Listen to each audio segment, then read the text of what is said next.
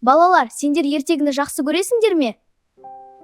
Ал, олай болса ертегілер әлеміне саяхат жасайық.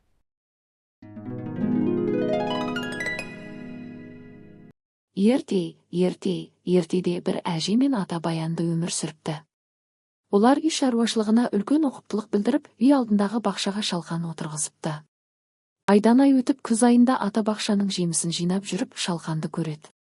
Шалқаны үлкен болып өсіпті. Осы кезде ата шалқанына тамсана қарайды. Тартып шалқанды жұла алмай, көмекке өзінің кемпірін шақырады. Осылайша кемпір атаның артынан ұстап, ары тартады, бері тартады, қозғалта алмайды. Кемпір көмекке немере қызын шақырады. Сонымен немере қызы көмекке келіп, шалқанды олар рет-ретімен тартады. Бірақ олардың күштері жетпейді. Сонда немере қызы көмекке итін шақырады. Ит қыздың етегінен, қыз кемпірден, кемпір атадан, ата шалқанды ұстап, ары тартады, бері тартады. Енді ит көмекке мысықты шақырады. Мысық иттің құйрығынан, ит қыздың етегінен, қыз кемпірден, кемпір атадан, ата шалқанды ұстап, әрі-бері жұлқиды.